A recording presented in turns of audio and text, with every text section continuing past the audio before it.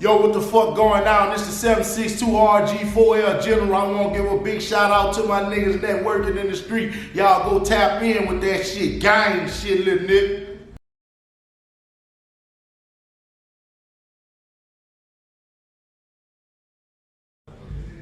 Hey, what go down, man? Tonight we got a special guest. New Orleans own, St. Thomas own, Polo Saucy. How you living? How you feeling? Man, you know, I'm living good. I'm, you know what I'm saying, doing what I'm supposed to be doing. You understand what I'm saying? Real general in this shit, nigga. For shit show.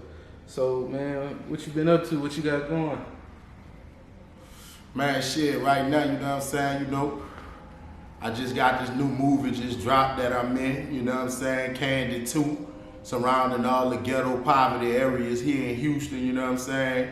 I got my own movie that I'm about to come out with, a documentary of my life story from out the St. Thomas Project to 6 and Barone to Houston, Texas to San Jose, California. That's what we got going on. Really record shit, nigga, 4L.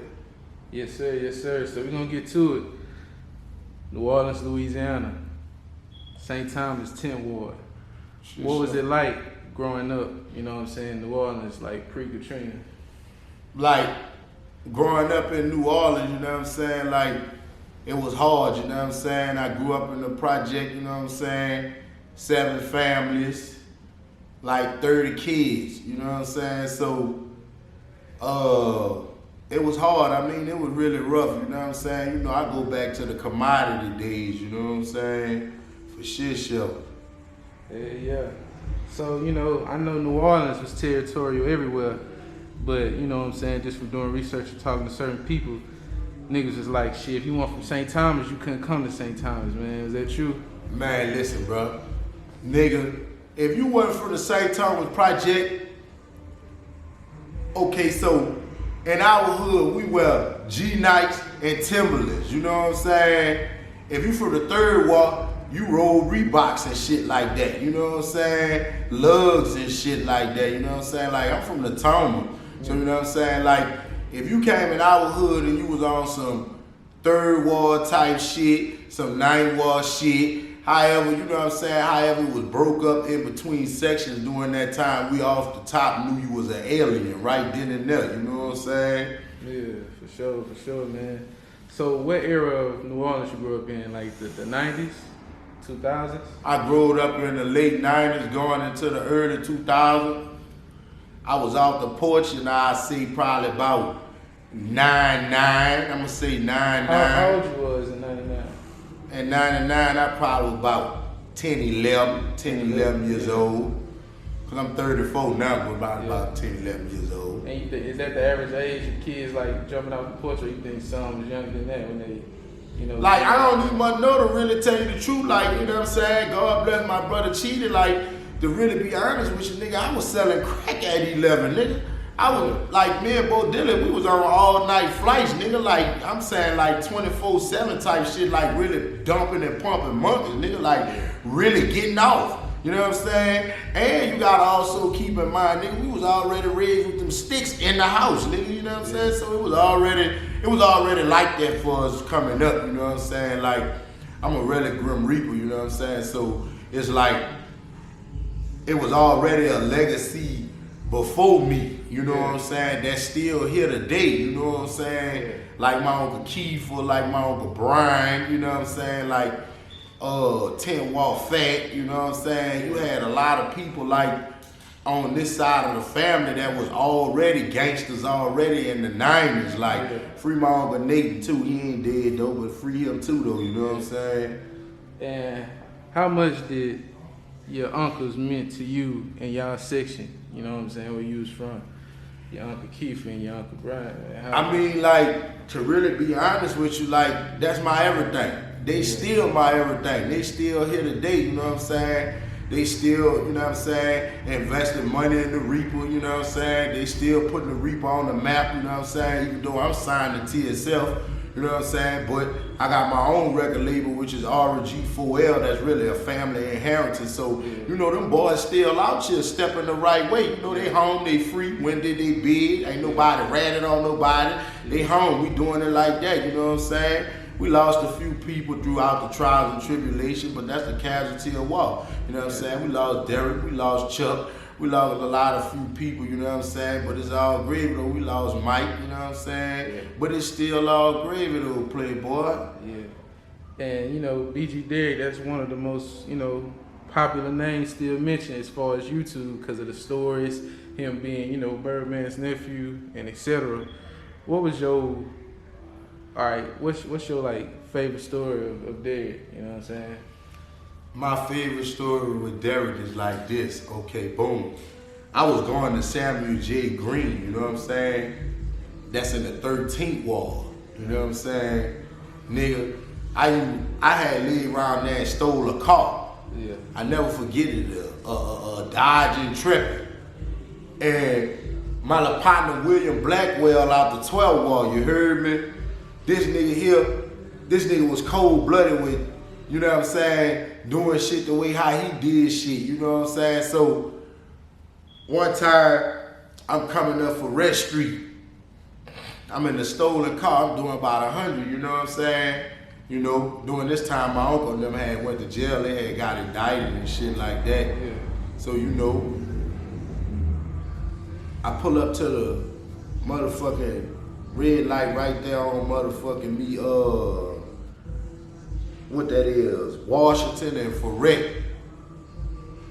And shit, he had something, he was like, bitch, let me holler at you, whatever. So I went holler at him, he was like, bitch, you can't crash out, bitch. You gotta get on some money, you know what I'm saying? Gotta be on some money type shit. So he really installed into me about not being a crash dummy, really slowing down and being able to succeed in life, you know what I'm saying? From where we come from, you know, me and Derrick was like real close, you know what I'm saying? Because I'm like the youngest of all of us, you know what I'm saying? You still had my cousin Lil, you know what I'm saying? You still had Bo Dilly, you still had Bean, you still had people around, you know what I'm saying? But things just had kind of changed and shit like that, you know what I'm saying? And it kind of really hurt me, you know what I'm saying?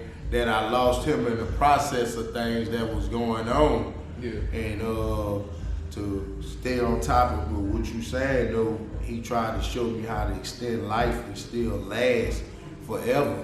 And that's why his music is still lasting. That's why he's still being brought about in today's time, because you still got people like myself, Relic Records still here, you know what I'm saying? It's a whole new roster, a whole new lineup, it's a whole new function, and then I know he's smiling and looking down on that, you know what I'm saying? Sure, man, respect. How many artists are on the label? I mean, you got a total of probably about 20 people. I'ma name all the people that's on Relic Records, you know what I'm saying? You got Keith on Relic Records, that's the owner of the label. You got myself, I'm the second owner of the label. You got Brian, you got Lil Sean, aka Knowledge, the Grim Guard. Yeah. You got Bankroll Lil Brio. Yeah. You got Young Low. You got Lil Sid, CP3. Mm-hmm. You got Maserati and Mauve. I mean, you got Edgar B. You know what I'm saying? You know what I'm saying? That list go on, and like these artists is from like southern regions of the United States, some from the West Coast, some of them from New Orleans, you know what I'm saying? You know, we just kind of got a little bit bigger and spreaded our wings and, you know, set reapers in different places because we realized that Killer Steppin' just not only exists in New Orleans, it exists around the world. So, you know, we kind of blessed a lot of different people, you know what I'm saying? Yeah. So we gonna fast forward a little bit. 2005, Hurricane Katrina. How old were you when that event happened?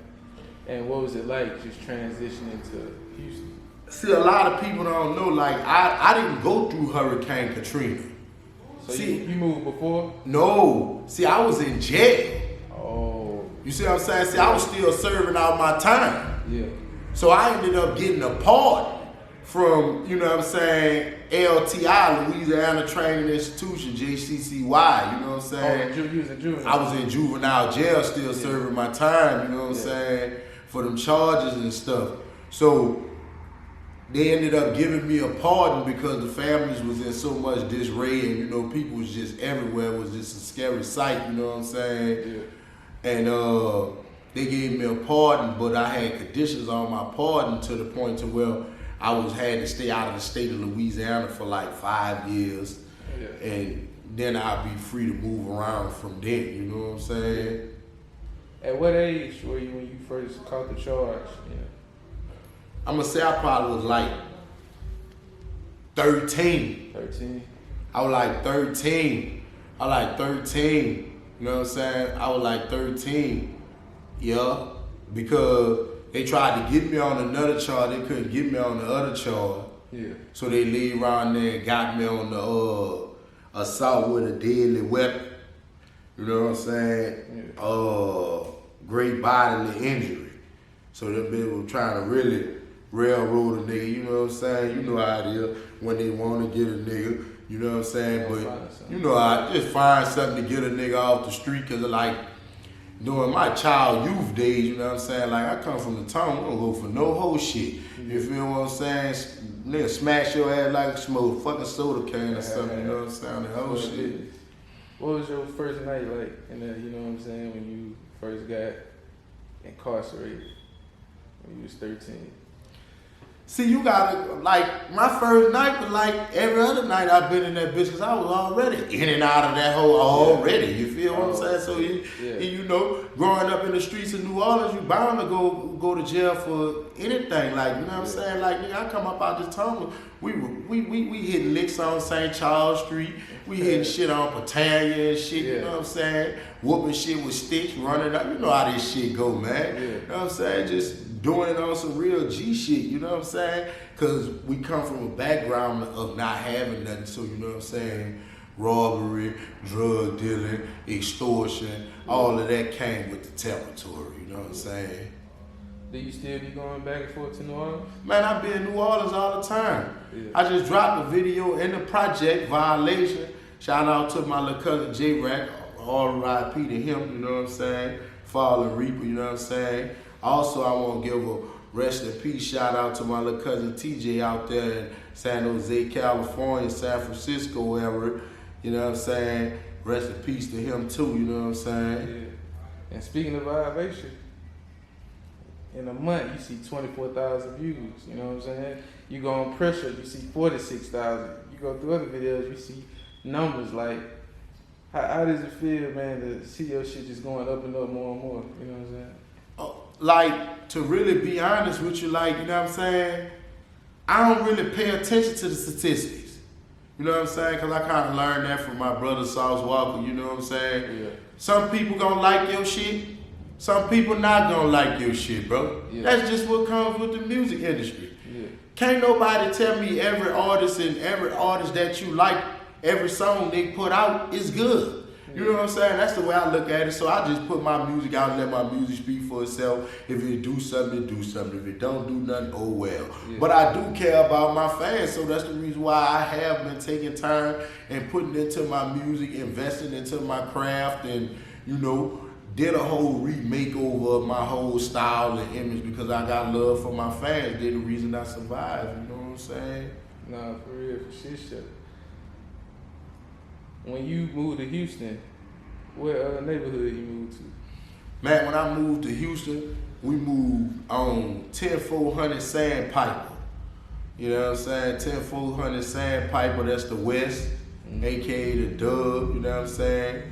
I moved into Regency Square Apartments. And when did you meet Sancho? I met Sancho there. Yeah. You know what I'm saying? Sancho, I met Sancho and Sauce Walka and Mario and D-Money and Pig and Sauce Walka and Two Pistols. Yeah. They like more or less like family, you know what I'm saying? But they took me in as family. They took a liking to me, you know what I'm saying? Throughout all the New Orleans people, And don't take this twisted, because Twin love everybody that surrounded me and everything like that. You know what I'm saying? Twin love everybody from the same time. You know, both of them.